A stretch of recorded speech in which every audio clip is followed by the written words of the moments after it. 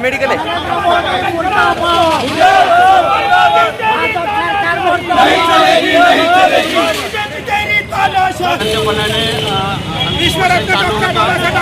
विद्यार्थ्यांवर लाठीचार्ज करून नरेंद्र मोदी व अमित शहाच्या आदेशानुसार वाईट परिस्थितीमध्ये विद्यार्थ्यांवर अत्याचार झालेला आहे. त्या निराशाने आदरणीय बाळासाहेब आंबेडकरांनी महाराष्ट्र बंदची हाक पुकारलेली आहे. त्या निषेधार्थ परभणी शहरामध्ये आम्ही शांतपूर्वक परभणी जिल्हा बंद केलेला आहे. आमच्यासोबत सर्व आंबेडकर चळवळीचे संघटना संस्था आहेत, अनेक लोकांना आम्हाला पाठिंबा दिलेला आहे आणि आम्ही त्याच्यासोबत आज परभणी जिल्हा शांतपणे बंद केलेला आहे. आमची वंचित बहुजन आघाडीच्या व आमच्या आंबेडकरी चळवळीची सर्वांची मागणी आहे की शिक्षण मंत्री टीईटीचा पेपर पहिल्यांदा फोडतात आणि दुसऱ्यांदा पेपर फोडतात.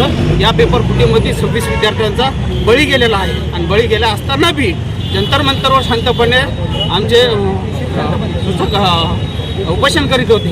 अशा दंडशाहीनं त्यांना उचलून हॉस्पिटलमध्ये बळजबरीनं ॲडमिट केलं आणि त्यांच्यावर जो अत्याचार झाला त्या निदेशानं दिल्लीमध्ये जंतर मंतरवर भारतातला सर्व विद्यार्थी जंतर मंतरवर पोहोचला होता.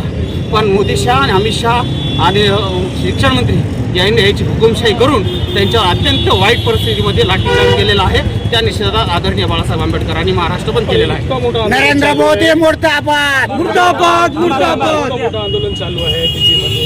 ते विद्यार्थी बसले आले आहे, सेलिब्रिटी बसले आले. आतापर्यंत शिक्षण मंत्र्याचा राजीनामा घेतलेला नाही. याच्यामध्ये काय होतं? ही त्यांची स्वतःची हुकुमशाही आहे. नरेंद्र मोदी आपला कारभार चालवतो. अमेरिकेच्या राष्ट्राध्यक्षाच्या हाताखाली काम करून आतंकवाद्यासारखा या विद्यार्थ्यावर लाठीचार्ज करत आहात.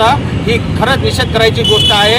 जे विद्यार्थी तणामळा दळातून शिक्षण करतात, देशाचे भविष्य आहे, अशा विद्यार्थ्यावर जर तुम्ही लाठीचार्ज करत असाल तर तुम्ही सर्वात पहिलं नरेंद्र मोदी आपली लाज वाटू द्या जीवाला आणि राजीनामा द्या.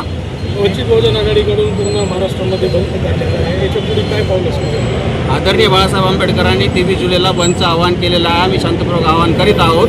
आमच्यासोबत आमचे सुधीर भाऊ असतील, आणखी सर असतील, सर्व असतील. आम्ही सर्व मिळून परभणीला आवाहन केलेलं आहे. पुढचे आदेश बाळासाहेबांचे पर्यंत आजचा दिवस आम्ही शांतपूर्वक परभणी बंद केलेली आहे. पुढचा आदेश बाळासाहेबांचा निश्चित